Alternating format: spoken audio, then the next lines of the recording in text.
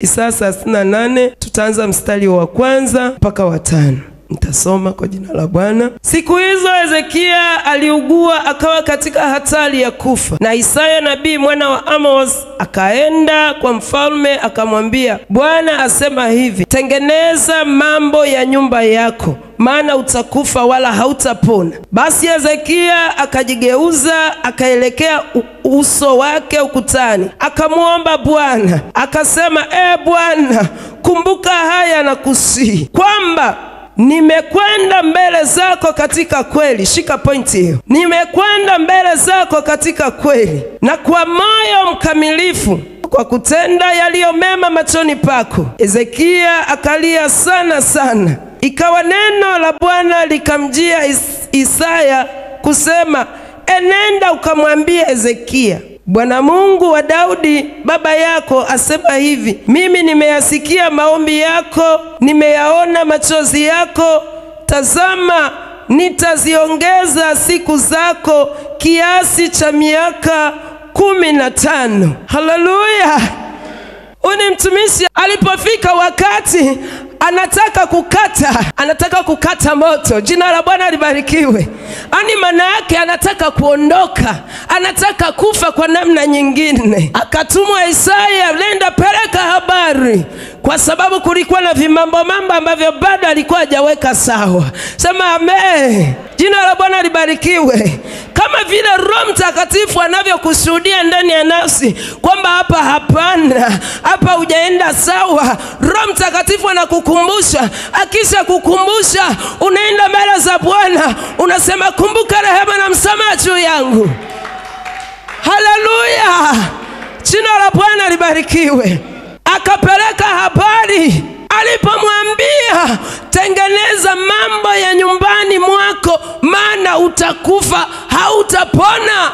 Kifo kinaogopwa. Mbele ya kufa utaomba sala mara 2. Hata kama ulikuwa hujui kuomba, utajitahidi kuomba. Wewe umesikia kufa afu naacha katoto kale pasta. Vipi? Afu naambiwa enea leo ndo unaondoka. Ninaacha katoto kangu kale ka miaka 2. Si hatari hiyo? Nakwambia nitagaragara madhabahu hii, Baba ni rehemu, Baba ni rehemu. Nashitukia tu niko kule juu, ili Mungu tu akumbuke. Haleluya! Haleluya! Kwa hiyo vitu vidogo hivyo unaweza ukakwepa kufanya dhambi kubwa, lakini ndogo ukairahisisha, ukaona ni kawaida. Kumbe lazima yale mapatano mliopatana, kama ni saa 2 umekuja saa 3, mwambie nikumbuke, nisamehe. Haleluya! Mimi napenda ibada, ni mtu wa ibada. Watu wanasemaga, enea kama vile unajipendekeza.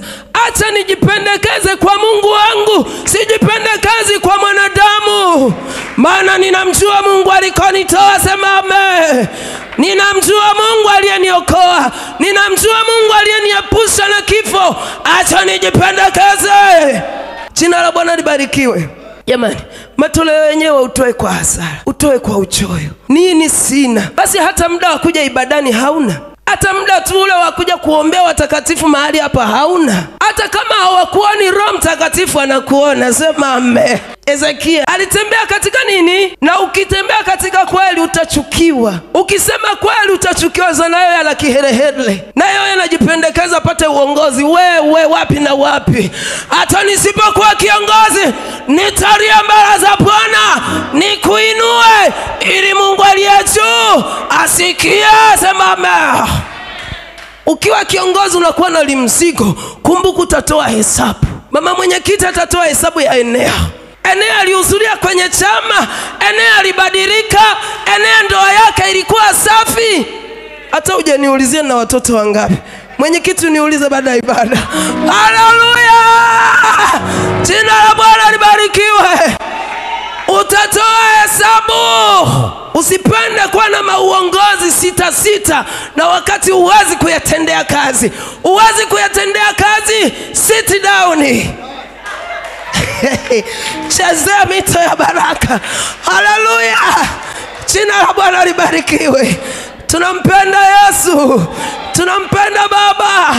Pointi ya pili, moyo mkamilifu. Haleluya! alitembea katika moyo mkamilifu, hakujichanganya changanya. Leo kanisani naonekana mtakatifu, nikitoka huko nje mnakuta nimeweka kimini mpaka hapa. Mimi nimesha kujua kwamba wewe ni mito ya baraka. Ukinivalia kimini mpaka hapa, mimi askofu nipe tu kibali, ninachukua fimbo na kucharaza. Unatufanya kwamba tukishuhudia habari zilizo njema, unatufanya ziwe ngumu. Watu wanasema wapi pale. Kuna watu na watengeneza mama watakuja. Muda wa kuhubiri Jumamosi nakuwa nimebanwa kidogo, lakini Alhamisi, Jumatatu niko nao kule mtaani. Tena ninaanza saa 2, ukipata kibali njoo. Saa 2 mpaka saa 3. Nasema saa 2 kwani utakufa mwanangu na njaa? Haufi. Stop kwanza mpaka saa 3. Na mume wangu amenipa kibali, piga eneo injili. Haleluya! Anaona mabadiliko toka nimekanyaga madhabahu. Anaona nikineemishwa. Sunaona ninavyopendeza. Sunaona nilivyonenepa. Saizi ninatafuta na nguo zingine za kufanya nini kubwa. Maana madhabahu ya miti ya baraka imenineemesha. Ukiona niko safi uko nje, ndani ndio zaidi. Unajikungata nini? Haleluya! Uwe na kitu cha kumkumbusha Mungu. Uwe na kitu cha kumkumbusha Baba Mungu. Mwambie Mungu, siku ya shida yangu mimi nilikutolea matoleo haya. Haleluya! Mume wangu akasema, mke wangu nimesikia pale pamechangamka sadaka. Nikamwambia na mimi nimo. Haleluya! Mwanamke mjana alitoa shingapi? Senti 2. Haleluya! Kwa kila mimi ninachokitoa ndicho Mungu alichonijalia. Lakini pamoja na kila ninachokitoa, bado ninatoa muda wangu wa kuja hemani mwa Bwana. Nikiwa kama mwanamke muombolezaji, nikiwa kama mwanamke wa kubeba wanaume na wababa, nikiwa kama mwanamke wa kuinua taifa samame. Lazima uwe na kweli ya Mungu ndani yako. Lazima uwe na moyo mkamilifu. Usiwe na changanyikeni. Jina la Bwana libarikiwe.